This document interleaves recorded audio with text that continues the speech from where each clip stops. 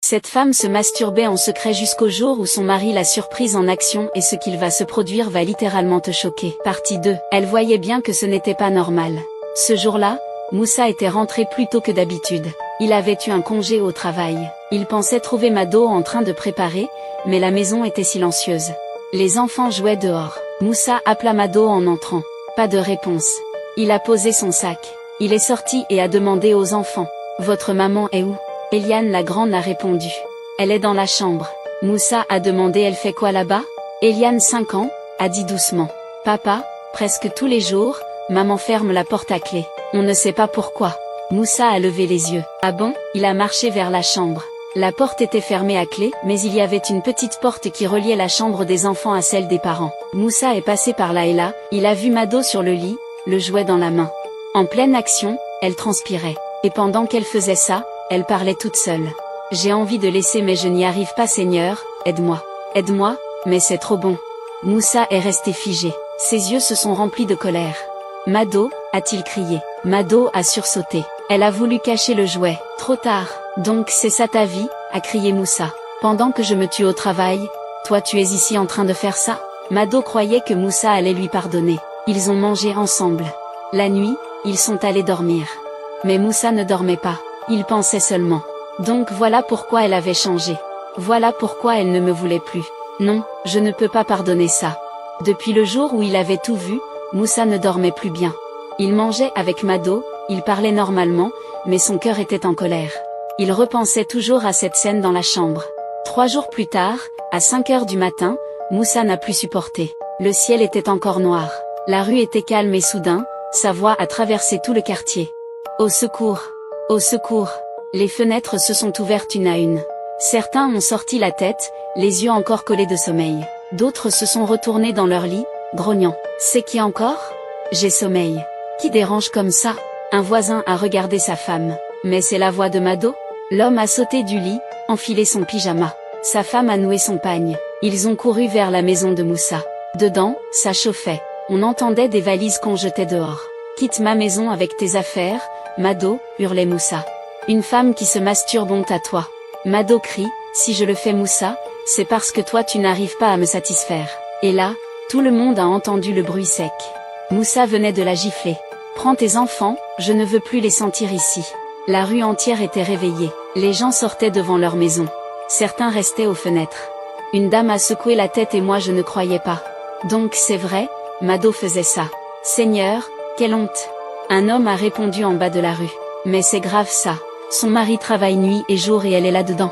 Une autre femme a ajouté, le diable quand il entre dans une maison, il ne laisse rien debout. Les gens chuchotaient encore par petits groupes. Tout le quartier savait maintenant que le couple de Moussa et Mado, c'était fini.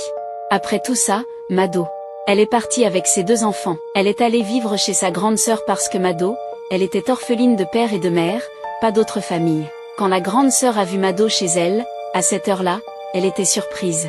Mado, à cette heure-ci, qu'est-ce qui se passe? Mado ne parlait pas tout de suite. Elle pleurait seulement. La grande sœur l'a fait entrer. Elle l'a serré dans ses bras. Mais parle, qu'est-ce qui t'arrive? Et là, Mado a tout dit. Comment Moussa l'avait chassée? Comment il avait crié devant tout le monde? Comment il avait dit qu'elle se masturbait parce qu'il ne la satisfaisait pas? Tout sans rien cacher. La grande sœur l'écoutait. Elle ne disait rien. Elle avait juste les yeux ouverts, choquée. Puis elle a soupiré. Mado, ce que tu as fait, ce n'est pas bien, mais Dieu peut te libérer. Elle l'a encore serré dans ses bras. Elle lui a dit « Ne t'inquiète pas, Dieu va t'aider. Ton mariage sera restauré. » Le jour de la délivrance, Mado était là assise au milieu de la petite salle de prière. Ses yeux étaient rouges à force de pleurer. Autour d'elle, les intercesseurs s'étaient mis à genoux. 3 hommes de Dieu étaient debout, les mains levées. Tout le monde chantait doucement. Jésus est le roi. Jésus est le roi. Puis le chant s'est arrêté. Un pasteur s'est avancé. Il a mis sa main sur la tête de Mado. Il a parlé d'une voix ferme. Esprit impur, toi qui détruis sa vie, aujourd'hui c'est fini. À ce moment-là, elle priait fort. Elle criait, Seigneur, je ne veux plus de cette vie. Libère-moi. Les intercesseurs ont répondu d'une seule voix, au nom de Jésus, sors d'elle. Et là, ils priaient fort tous ensemble. Leur voix montait comme un tonnet. Un autre pasteur a crié, Esprit impur, quitte son corps maintenant. Mado tremblait, elle pleurait. Elle criait encore plus fort, « Seigneur, sauve-moi. Je ne veux plus de ce péché. » Ils priaient fort autour d'elle. Ils imposaient les mains. Ils déclaraient des paroles de feu. « Tu es libre au nom de Jésus. » La salle était remplie de la présence de Dieu. On sentait une chaleur étrange comme si le ciel était descendu dans cette pièce. Puis d'un coup, un silence lourd. Plus personne ne parlait. Le pasteur a levé la main et a dit calmement, « Mado, tu es libre. » Les chants ont repris.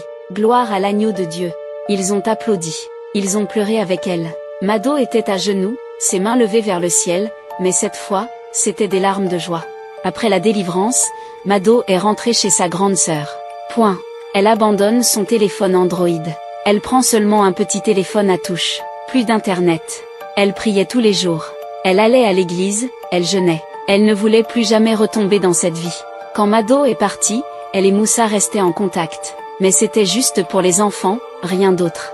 Moussa appelait pour avoir des nouvelles. Mado répondait. Il parlait calmement, mais plus d'amour, rien que les enfants. Moussa priait. Il demandait à Dieu, « Seigneur, est-ce que je dois divorcer? Est-ce que je dois continuer avec Mado ?» Il priait jour et nuit. Il avait compris que Dieu devait passer avant tout.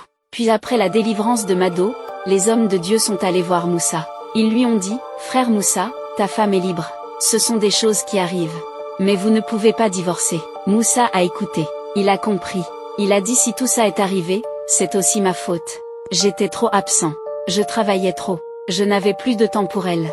Alors Moussa a demandé pardon à Mado. Mado a demandé pardon à Moussa. Ils ont décidé de tout recommencer. Moussa a même changé de maison. Pas loin. Mais pour tout oublier, petit à petit, la paix est revenue. La joie aussi. Ils priaient ensemble, ils vivaient en paix. Et c'est là que tout le monde a compris. Dieu est capable de tout. Mado 7 ans dans cette vie, 7 ans enfermée dans la masturbation. Mais un jour, elle a pris une décision. Elle a dit, Seigneur, je veux arrêter. Elle a prié, elle a pleuré. Elle a demandé à Dieu de la délivrer et Dieu l'a fait.